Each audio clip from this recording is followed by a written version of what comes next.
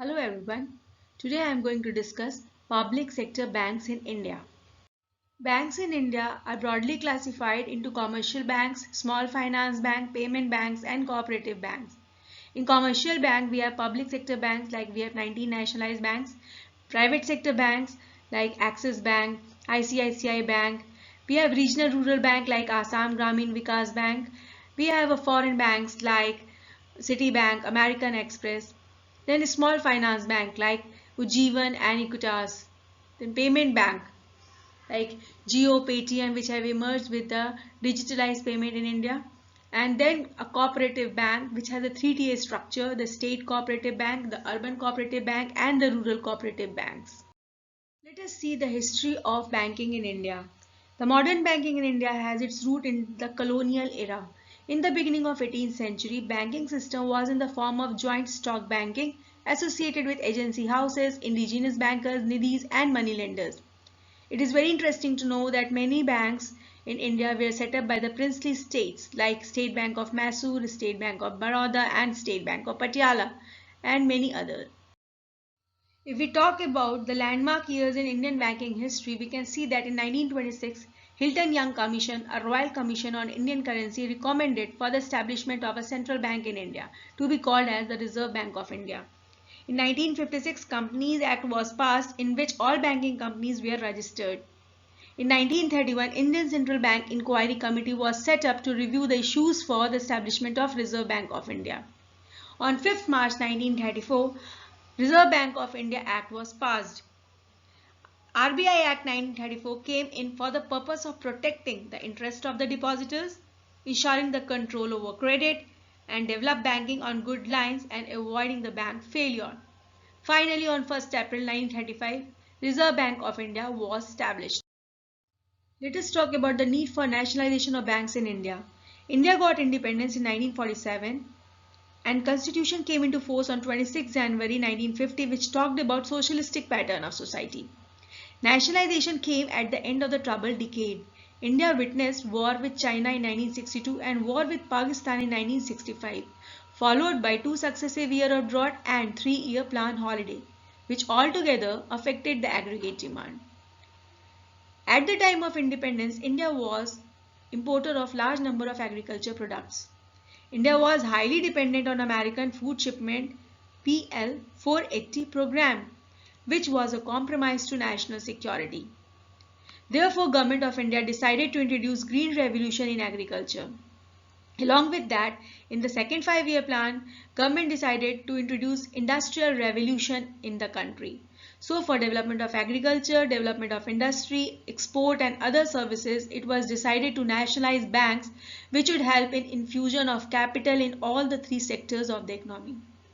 At the same time, we all know that before nationalization, banks were run by big private houses and they were basically aiming at earning supernormal profit. So they were located in the promising areas. Because of that, many regions of India were completely untouched from the banking services. It was expected that nationalization would help in increasing the geographical coverage of bank, which would in turn increase the regional balances by curbing urban-rural divide. Along with that, it was also expected that nationalization would help in promoting the priority sector lending.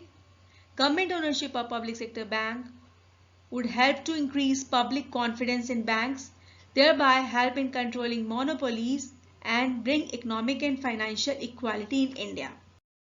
On that ground, Government of India decided to nationalize banks in India.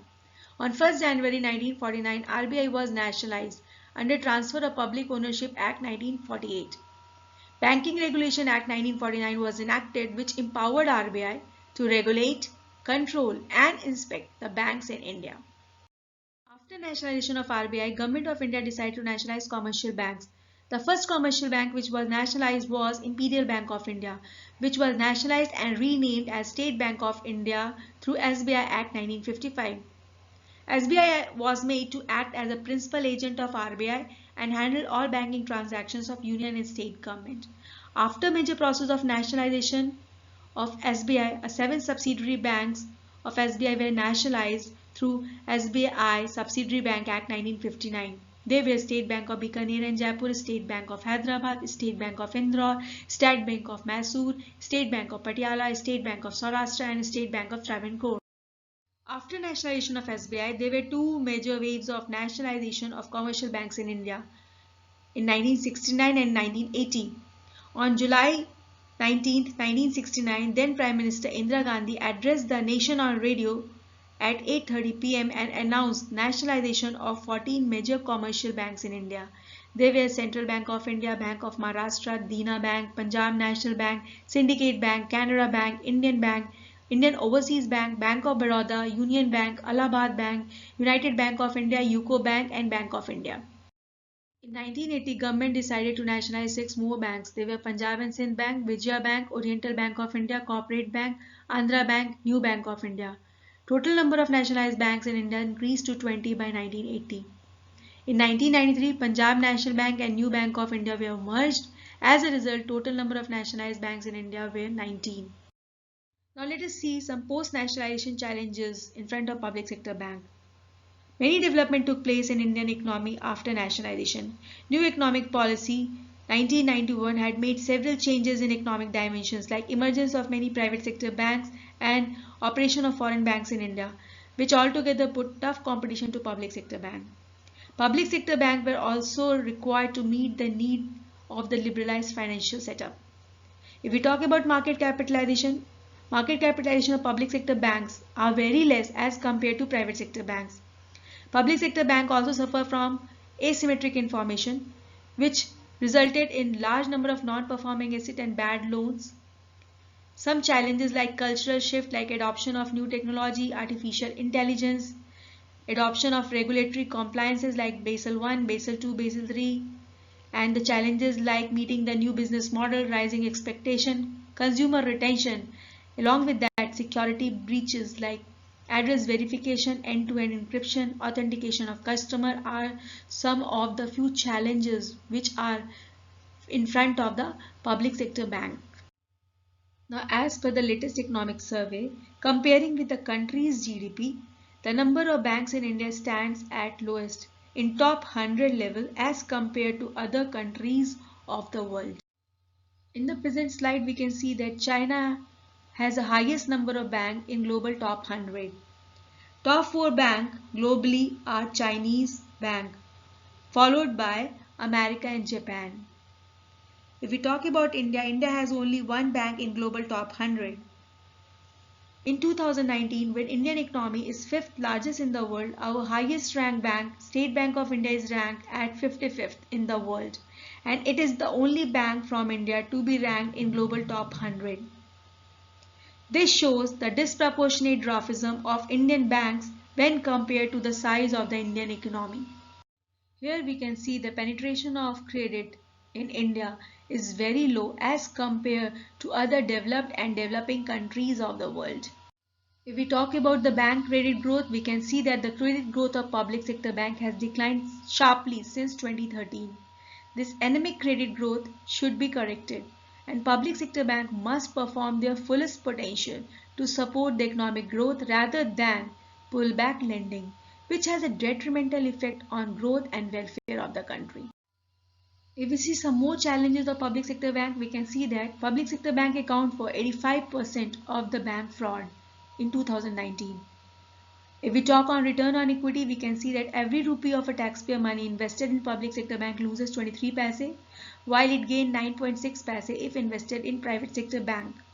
If we talk about the market value, we can see that every rupee of a taxpayer invested in public sector bank fetches only 71 paise, while it earns 3 rupees 70 paise if invested in private sector bank, which is more than 5 times as much value as that of a rupee invested in public sector bank. If we talk about the market to book ratio, which is the indicator of the bank governance, it is 0.8 for public sector bank and 4 for private sector bank as per 2020. It is a fact that a large economy needs efficient banking sector to support its growth. Public sector bank in India account for 70% of market share in Indian banking. It can play a very important role in overall growth of Indian economy. Some structural changes should be required to reform the public sector bank. In line of that, government decided to merge public sector banks to bring reforms in it. The first merger was State Bank of India with its associate bank, which came into effect on 1st April 2017. In 2018, Government of India announced merger of 3 more public sector banks to create a country third largest lender, they were Bank of Baroda, Vijaya Bank and Dena Bank.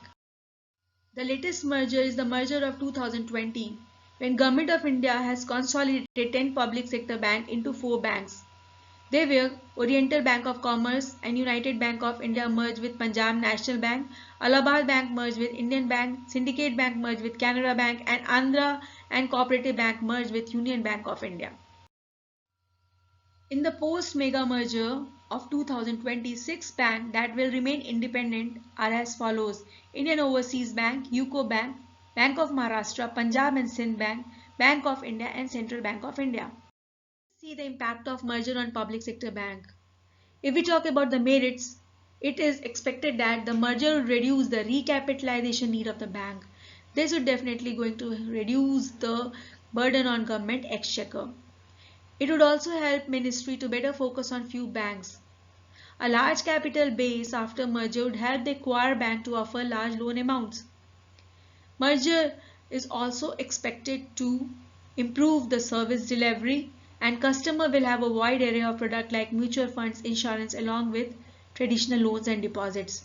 At the same time, it will also help in improving the technological upgradations on cards and various other products. If we talk about the merger demerits, it could be a few large interlinked banks can expose the broader economy to enhanced financial risk. It would be tough to manage issues pertaining to human resource, and local identity of a bank won't be that prominent. Friends, if you have any question on this presentation, leave your question in the comment section and please like and subscribe my channel to get further updates. Thank you so much.